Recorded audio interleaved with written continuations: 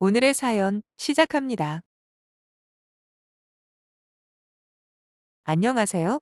제 나이 31, 결혼한 지는 1년 반 조금 넘었네요. 남편과 맞벌이 하면서 살고 있고, 결혼할 때 시댁에서 집을 한 채 해주셨습니다.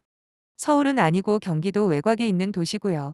시아버지께서 갖고 계시던 33평 아파트를 남편한테 물려주시더라고요. 저는 결혼 전에 모아놨던 돈 5천만 원에 친정 부모님이 2천만 원 보태주셔서 그 돈으로 혼수랑 결혼 비용 쓰면서 결혼했습니다. 여기까지만 들으셔도 대충 짐작하시겠지만 저희 시댁이 경제적으로 여유가 있는 것도 사실이고 그에 비해 우리 친정은 상대적으로 모자란 것도 맞습니다. 특히나 제 위로 오빠가 둘이나 있다 보니 저한테 많은 도움을 주기가 부담스럽다는 것도 이해해요. 그래도 제가 결혼할 때 나이를 고려하면 7천만 원이라는 결혼 비용이 결코 남들에 비해 적다고는 생각하지 않아요. 저 나름대로 기본은 했다고 여겼는데 남편이라는 작자와 시가쪽 인간들 생각은 완전히 달랐던 모양입니다. 신혼집을 해줬다는 이유로 저를 부려먹는 걸 너무 당연하게 받아들이더라고요. 남편이 결혼하고 지금까지 제게 원하는 건 최소한 2주에 한 번은 시댁에 얼굴 보여드리러 가야 하고 어버이날이나 생신같이 각종 기념일은 물론이고 다른 시댁 행사에도 웬만하면 참석하는 거였어요. 물론 1년에 2번씩 꼬박꼬박 돌아오는 제사와 명절은 말할 필요도 없고요. 결혼 초부터 절대 빠지면 안 되는 분위기였고 무조건 제가 가서 자리에 앉아 중노동을 해야 했지요. 하지만 반면에 남편은 저희 친정에 이리저리 빠질 궁리만 하는 겁니다. 평소에도 가고 싶으면 저 혼자 가라 하고 심지어 명절에도 마찬가지예요. 차례를 다 지내고 정리까지 끝났는데도 도통 저희 집에는 갈 생각을 안 하더라고요. 불행 중 다행이랄까 제가 저희 집에 가는 거에 대해선 일절 간섭이나 터치는 안 합니다. 솔직히 말로는 다행이라고 표현했지만 그 점이 얼마나 스트레스였는지 몰라요. 아예 우리 친정 부모님한테는 관심도 없고 용돈을 드린다거나 안부 전화도 거의 하지 않았거든요. 그냥 필요한 거 있으면 저보고 알아서 챙기라는 식이었는데 아니 사위가 되어가지고 장인장모한테 이렇게까지 무심해도 되나 싶어 이 문제로 저희는 잊을만 하면 부부싸움을 했습니다. 제가 먼저 남편에게 그랬어요. 우리 부모한테 특별히 뭘 해달라는 말이 아니라고요. 단지 기본적인 사위 노릇은 해야 하지 않겠냐. 뭐 그렇다고 내가 당신 집안에 하는 만큼 원하는 것도 아닌데 왜 그걸 못 들어주냐 따졌더니 그때마다 남편의 논리는 아주 간단했습니다. 자기 부모님은 우리 결혼할 때 신혼집을 해주셨는데 그에 비해 우리 부모님은 큰 도움을 주지 않으셨으니까 자기는 딱히 챙겨드려야 할 이유를 못 느끼겠다는 거지요. 물론 시부모님이 집을 해주신 덕분에 우리가 평생 집 걱정을 하지 않아도 된다는 거 인정해요. 거기다 우리 월급이 쓸데없이 대출 갚는 데 쓰이는 게 아니라 온전히 우리 둘만의 미래를 위해 준비할 수 있다는 것도요. 특히나 아직도 집 없이 남편이랑 전세나 월세 사는 친구들을 보면서 나는 정말 다행이다 싶을 때가 한두 번이 아니에요. 하지만 그렇다고 저희 부모님이 저 결혼할 때 아예 모른 척한 것도 아니잖아요. 남편 쪽 기준에는 큰돈이 아닐 수도 있겠지만 그래도 친정 부모님 형편에서 2천만 원이면 결코 만만한 금액이 아닙니다. 막말로 시부모님이 해주신 신혼집이 무슨 서울 강남에 위치한 집도 아니고 경기도 완전 끝단 지역에 3억도 안 하는 집이거든요. 그나마 희한하게도 결혼한 지 1년 만에 집값이 유일하게 내려간 곳이 바로 저희 동네입니다. 아무튼 그럼에도 불구하고 집 해주신 거 자체는 너무너무 감사하고 그만큼 저도 정성을 다해야 한다는 거 알아요. 그래서 그동안 실은 내색 없이 시키는 대로 해왔던 거고요. 하지만 그렇다고 해서 남편이 사위 역할을 아예 안 해도 된다거나 장인장모를 무시해도 된다는 뜻은 아닌 거잖아요. 남편 말은 이렇습니다. 자기는 별로 처가에 가고 싶은 생각이 없으니까 강요하지 말랍니다. 대신에 제가 친정에 가겠다고 하면 시댁에 일 없을 때는 언제든지 보내주겠다네요. 한마디로 우리 친정보다 자기 집이 더 우선이라는 이야기죠. 이런 비정상적인 상황을 그냥 감수하고 살 수 있는 여자가 우리나라에 몇 명이나 되겠습니까? 하루가 멀다 하고 남편이랑 시댁 친정 문제로 싸워댔고 정말 사랑한다 생각해서 결혼까지 했는데 막상 저희 둘 사이는 멀어지고만 있더라고요. 원래 싸움이라는 게 한쪽에서 양보를 해야 끝이 나는 거잖아요. 근데 남편이나 저나 누구도 굽히고 들어갈 생각이 없다 보니 저희는 결혼하고 1년이 넘도록 의견 차이를 좁히지 못했습니다. 참고로 저희 부부는 결혼하고 나서 기본적으로 각자 월급을 관리하고 있거든요. 신혼 때 남편이 자기가 전부 관리하겠다고 저보고는 용돈 타서 쓰라 하길래 싫다고 했습니다. 내가 번 돈은 내가 직접 관리하겠다고요. 대신 생활비 통장 하나 만들어서 반씩 부담하기로 했어요. 하지만 말이 각자 관리하는 거지 서로 카드 내역이나 통장 이체 내역까지 확인할 수 있는 상태예요.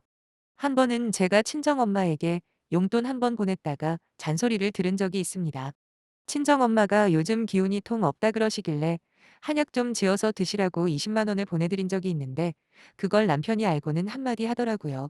남편은 시댁에서 집을 해주셨어도 자기는 아직까지 부모님한테 용돈 안 드린다고. 우리 친정부모님 젊으신데 왜 벌써부터 용돈을 주냐면서 괜히 오지랖 털지 말고 저축이나 더 하랍니다. 비록 관리는 따로 하더라도 결혼한 부부니까 경제 공동체 아니냐면서 각자 버는 돈이지만 양쪽 동의 없이 함부로 쓰지 말자고 따지는데 솔직히 그 당시에 어떻게 반박해야 할지 생각이 잘 안 나더라고요. 참고로 저희 부모님이 모아놓은 재산이 그리 많지 않아서 그렇지 아직도 두 분 모두 열심히 일해서 돈 벌고 계십니다. 노후 준비도 크게 걱정 안 해도 될 수준이고요. 그런데도 남편 눈에는 우리 부모님이 돈 한 푼 없는 거지로 보이나 봅니다. 솔직히 결혼 생활 내내 이런 문제로 매일같이 싸우다 보니 그냥 다 무시하고 이혼하고 싶은 적이 한두 번이 아니었어요. 하지만 막상 이혼을 생각하면 주변 사람들이나 우리 부모님한테 뭐라고 해야 하나 이런저런 걱정부터 앞선 것도 사실입니다. 그렇게 어영부영 시간만 흐르던 와중에 지난달 시댁 집안 제사가 있었는데 그날 있었던 일을 계기로 마침내 진짜 내 인생을 위한 길이 무엇인지 진지하게 고민을 하게 되었고 결국 중대한 결정을 내릴 수 있었지요. 남편에게는 남자 동생이 하나 있는데 작년 가을에 결혼해서 옆 동네에서 신혼집 꾸리고 살고 있어요. 역시나 마찬가지로 결혼할 때 시부모님이 집을 한 채 해주셨고 저는 그 모습을 보면서 나 같은 불쌍한 여자가 하나 더 늘었구나 생각했습니다. 동선에 신혼집이 시댁에서 차로 20분 거리에 있었는데 저랑 비슷한 시간에 도착을 했더라고요. 아무래도 동서 입장에서는 처음 맞이하는 제사라 일단은 저 하는 거 잘 보라고 이야기를 하고 원래 하던 대로 설거지부터 시작했어요. 그리고 나물 무치고 생선을 구우려 하는데 동서가 그러는 겁니다. 지금까지 요리나 부엌 일을 해본 적이 없다고요. 거기다 자기 집은 제사를 안 지내기 때문에 뭐부터 해야 할지 모르겠다 하길래 저는 일단 찬찬히 눈으로만 보고 있으라고 했지요. 그런데 동서의 그 모습을 보고 있던 시어머니가 웬일인지 다정한 목소리로 바쁜데 여기까지 와준 것만 해도 고맙다며 괜히 어려워하지 말고 편하게 있으라더군요. 사실 저는 시집 오자마자 첫 제사 때부터 이거 해라 저거 해라 이런 것도 안 배우고 뭐 했냐 등등 엄청나게 스파르타로 일을 시키셨던 거와는 완전 딴판인 시어머니를 보고 있으니까 엄청 서운하더라고요.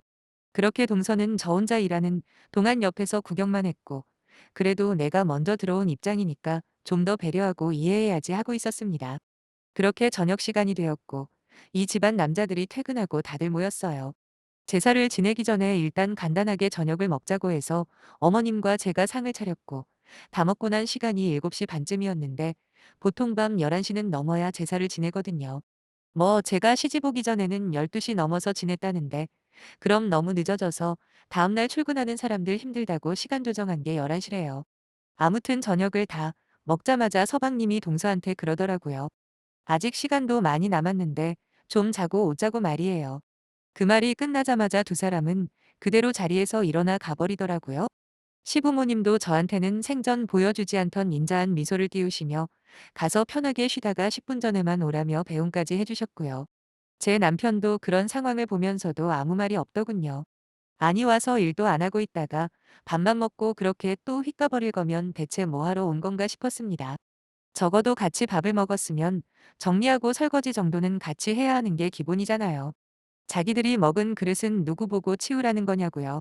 결국 어머님이 상을 정리하고 저 혼자서 설거지를 하고 있는데 아직 결혼한 지 얼마 안 돼서 그런갑다 하고 넘기기에는 제 속이 너무 좁은지 생각할수록 화가 나고 속에서 뭔가가 자꾸 치밀어 오르더라고요. 가뜩이나 남편이랑 사이가 안 좋다 보니 시댁에 와서도 사소한 거 하나하나 전부 신경이 거슬리는 상황인데 진짜 그때 기분은 마치 누가 저를 건들기라도 하면 곧바로 폭발해버릴 만큼 극도로 짜증이 차 있었어요. 시간이 흐르고 저희는 제사를 지내기 위해 상을 차리기 시작했지요. 그런데 한창 음식들을 나르는데도 동선에는 오지를 않더니 딱 11시가 되자 현관문 딱 열고 들어오는 겁니다. 거기다 얼마 후 제사가 끝나자마자 자기들은 다음날 약속이 있은가 피곤해서 일찍 돌아가겠다 하대요. 아무렇지 않게 가보겠다고 돌아서는 동서부부를 향해 저도 모르게 한마디 해버렸습니다. 편하게 밥만 먹고 빠지는 사람 따로 있고 힘들게 차리고 치우는 사람 따로 있냐고요. 최소한 제사상 정리가 완전히 끝나는 것까지는 같이 해야 하는 거 아니냐 따졌더니 제 편을 들어줄 거라 생각했던 시부모님 두 분이 깜짝 놀라 저를 째려보는 게 아니겠습니까? 그동안 꾹꾹 누르고 있던 무엇인가가 폭발해버리는 느낌이었고 저는 동서뿐만 아니라 시부모님에게도 화가 났습니다. 아니 며느리가 다 같은 며느리지 왜 누구는 죽어라 일만 시키고 또 누구는 공주 대접을 해주시냐. 기왕 하는 거 같이 정리하고 치우라고 시키셔야 하는 거 아니냐 따졌어요. 누구는 뭐 다음날 약속 없냐고 나도 내일 출근해야 한다. 어쩐다 속에 있던 불만들을 쏟아내기 시작하는 그때 이 멍청한 남편놈이 달려와서 저한테 미쳤냐면서 말리더라고요. 저는 이 상황이 너무 이해가 안 가서 내가 뭘 잘못했냐고 대체 왜 나만 이래야 하냐 소리를 빽 질렀더니 거기서 또 남편은 지긋지긋한 무적의 논리를 들고 나오대요. 저는 결혼할 때 해온 게 거의 없으니까 당연히 시댁일을 도와야 하는 거고 동서는 저랑 비교도 할 수 없을 만큼 많이 해왔으니까 이 정도 대접은 마땅히 받아도 된다는 거예요. 사실 동서네 집이 제법 잘 산다는 건 알고 있었습니다. 결혼할 때 남자 쪽에서 집을 해줬다고 동서네 부모님이 서방님한테 고급 외제 승용차를 사줬나 보더라고요. 그러니까 한마디로 지금 둘째 며느리는 자기 아들에게 비싼 차를 사줬는데 저는 빈손으로 왔으니 몸으로라도 때워라 뭐 이런 식인가 본데 사실 혼수야 뭐 전하동서나 공통으로 해오는 거니 똑같다고 치며 결국 시집 올 때 뭘 해왔냐에 따라 이렇게 차별을 하는 거죠. 그 기준으로 본다면 저는 평생 이 집안의 종노릇이나 해야 할 팔자 같은데 무슨 이딴 이기적이고 속물근성 가득한 집구석이 있나 싶고 내가 그동안 무슨 부귀영화를 누리겠다고 이런 수모를 겪으면서 참고 살았나 싶은 마음에 너무너무 서러웠습니다. 하지만 머릿속은 오히려 개운하게 맑아지는 것이 제가 뭘 해야 할지 똑똑히 알겠더라고요. 저는 방금 막 끝난 제사상 쪽으로 걸어가서 상 한쪽 모서리를 잡고 그대로 엎어버렸습니다. 와장창 하는 엄청난 소리와 함께 상 위에 가득 차려져 있던 그날 하루 종일 제가 열심히 만든 음식들이 방바닥을 뒹굴었어요. 당연히 태어나서 그런 짓을 한 건 생전 처음이었지만 막상 저지르고 보니 속이 시원해지는 기분이 들더라고요. 남편을 포함해 다른 식구들은 놀라서 몸이 굳었는지 아무런 말도 못하고 시어머니만 이게 무슨 짓이냐 하시더군요. 여기서 네가 옳으니 내가 옳으니 토론할 생각도 없고 해서 저는 외투랑 가방 챙겨 나오면서 무슨 이런 쌍놈의 집구석이 다 있냐고 돈이면 예의고 나발이고 눈에 뵈는 거 없는 천박한 인간들이 무슨 조상을 모신다는 거냐 소리를 질러버렸어요. 제사 지낼 생각보다 조상들 앞에서 부끄러운 줄이나 알라고 마지막으로 한마디 한 다음 저는 그대로 그곳을 빠져나와서 택시 타고 곧바로 친정집으로 돌아왔습니다.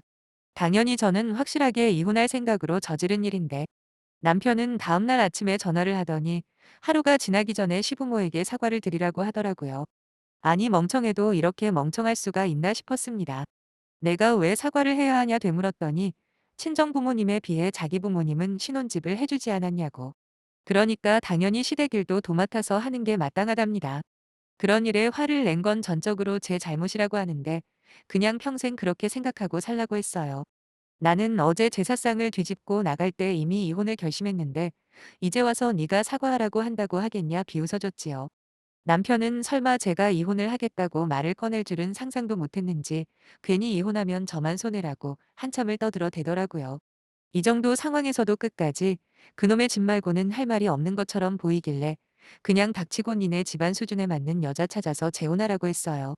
그 뒤로 남편이 몇 번 더 연락해서는 지금이라도 돌아와서 사과하면 전부 다 없던 일로 해주겠다 하던데 내가 무슨 미련이 있어서 저런 수준이하의 남자랑 지금껏 살았는지 제 스스로가 너무 한심하더군요. 다시 그 집에 들어가서 평생 돈에 팔려온 종노릇하면서 살 생각은 전혀 없고요. 그럴 바엔 차라리 조금 부족해도 화목하고 서로 존중해주는 집에 시집가서 남편이랑 알뜰살뜰 모으며 사는 게 백배 천배 더 행복할 것 같습니다. 현재는 숙려기간 중인데 어서 빨리 깔끔하게 이혼이 마무리되면 좋겠네요. 왜 진작에 이혼할 결심을 못했는지 괜히 아까운 시간만 버린 것 같아 속상할 따름이에요. 지금에 와서 딱 하나 아쉬운 건 그날 제사상 엎어버리면서 남편 뺨이라도 한 대 치고 나올 거라는 그 생각뿐이고 앞으로 제 앞날에 어떤 일이 생기던 지금까지보다는 무조건 나을 거라는 확신은 있네요. 긴 사연 읽어주셔서 정말 감사드립니다.